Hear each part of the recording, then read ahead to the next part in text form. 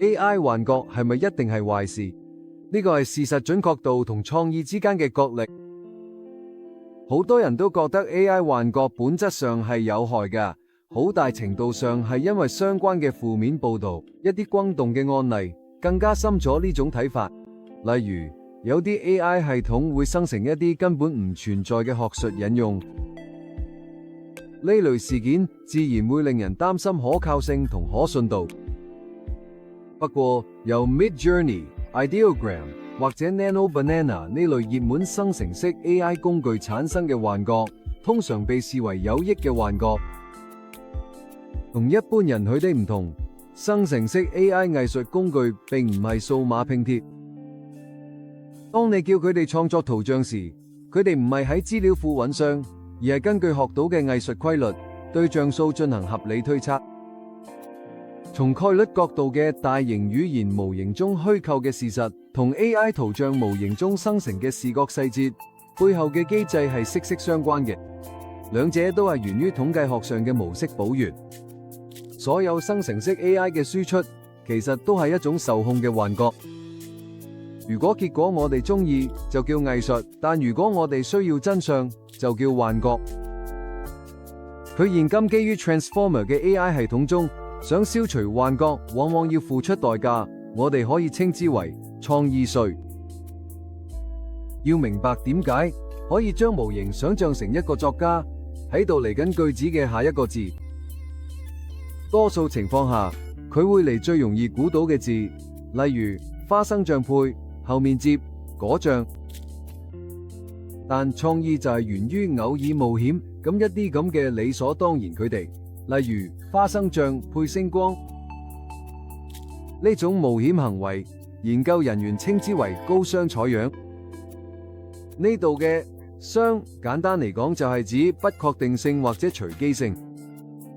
高熵採樣就好似同 AI 講，唔好淨係求穩陣，去探索下佢唔尋常但有趣嘅可能性。新穎嘅睇法同有創意嘅圖像就係咁樣誕生。眼光放遠啲，睇下其他可能性。不過呢度有個權衡，模型離最有可能嘅答案越遠，產生錯誤或者虛構內容嘅機會就越大。換句話講，產生創意睇法嘅機制，同時亦增加咗幻覺出現嘅機率，因為模型正進入緊一個咁嘅確定嘅領域。當我哋嘗試收緊系統嘅減少錯誤時，本質上係調整緊模型點樣決定下一個字講咩。其中一個關鍵方法係溫度採樣。溫度係一個控制隨機性嘅參數，決定模型嘅下一個字或者標記嗰陣有幾隨機。喺低溫下，模型會傾向佢最有可能出現嘅下一個字；喺高溫下，佢會更願意睇一睇機率較低但可能更有創意嘅選項。你可以睇睇，低溫就好似做選擇題，佢最穩陣、最明顯嘅答案；而高溫就好似冇限制咁努力激盪，歡迎一啲唔尋常同令人驚喜嘅建議。例如提示係未來城市係，低溫模型可能會話高效且可持續，而高溫模型可能會話漂浮咗光之海上由會唱歌嘅海藻供電。前者比較可靠，但可能好悶、好大路；後者好有想象力，但風險亦都較高。另一種方法係驗證鏈，簡稱 COV。呢種技術係等模型生成答案之後，再透過額外嘅步驟或者提示，系統化嘅檢查自己嘅推論或者主張。簡單嚟講，佢係喺生成過程之上加多一層自我驗證程序。你可以想象成一個學生做完數學題之後，重新檢查每一個步驟，確保冇遺漏任何嘅。我有冇進錯位？最後個答案同題目吻合咩？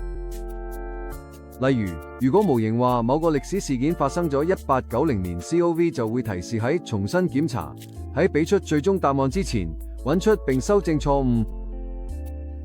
最後，檢索增強生成，即係 RAG， 將模型嘅內在知識同外部資訊源結合埋一齊。模型唔再單靠訓練期間學到嘅地，而係即時檢索相關文件或者數據，用嚟構建回覆。本質上，佢令生成內容有可驗證嘅證據支持。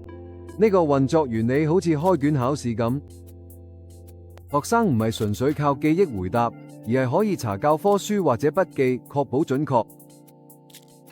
例如，如果問到最新研究結果或者特定政策，支援 RAG 嘅系統可以提取最新文件，並根據呢啲來源回答，減少編造過時或者錯誤資訊嘅機會。總括咁講，低溫採樣、COV 同 RAG 呢啲技術都係推動模型俾出更謹慎、有據可依嘅回覆。佢哋提高咗可靠性，但亦收窄咗答案嘅範圍，限制咗模型嘅冒險時可能產生咗驚喜創意。人工智能嘅創意喺好多方面都反映咗人類嘅創作過程。歷史上最具變革性嘅創新者，由 Steve Jobs 到 Elon Musk， 往往都係以古怪嘅性格同近乎妄想嘅諗法見稱。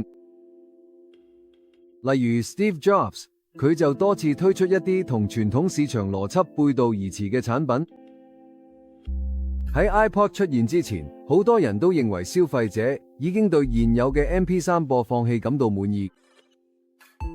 喺 iPhone 出現之前，業界領袖堅持認為實體鍵盤對智能電話嚟講係必不可少嘅。至於 iPad 批評者就認為電話同手提電腦之間根本唔需要多一部裝置。Jobs 往往更依賴直覺同想像力，而唔係傳統嘅市場研究。冇到嘅係，用戶仲未意識到自己想要嘅體驗。同樣地， Elon Musk 追求嘅睇法喺當時亦被廣泛認為係唔切實際，甚至係妄想。當佢透過 Tesla 大舉投資電動車嗰陣，好多專家都認為電池技術限制太大，電動車根本競爭唔過內燃機。佢 SpaceX 佢對可重複使用火箭嘅堅持，最初被視為唔可行，但 Falcon 9助推器嘅成功降落同重複使用，從根本上改變咗太空旅行嘅經濟效益。當 Elon Musk 最初宣布 Starlink 嗰陣，呢個項目面臨技術專家、金融分析師同科學界嘅巨大質疑，好多人都認為呢個睇法唔切實際，或者注定失敗。批評者認為，由於高延遲同埋惡劣天氣下嘅信號衰減，衛星網絡嘅根本上永遠都比唔上地面嘅光纖或者電纜。對於 Jobs 同 Musk 嚟講，嗰啲佢落好似妄想同唔理性嘅堅持，事後攞返，其實係一種勇於探索統計學上未必會成功嘅領域嘅精神。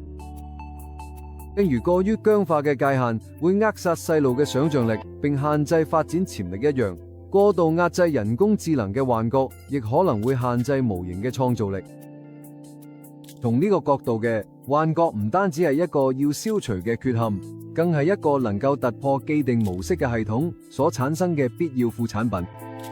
喺某種意義上，佢想象緊一啲仲未存在嘅嘢。作為教育工作者，我哋嘅教學生點樣利用人工智能之前，必須先定義嘅係乜嘢？一部複雜嘅猜測機器，人工智能生成詩歌嘅精彩之處，同埋產生虛假引用嘅挫敗感，其實都係源自同一個概率源頭。佢哋係同一枚硬幣嘅兩面。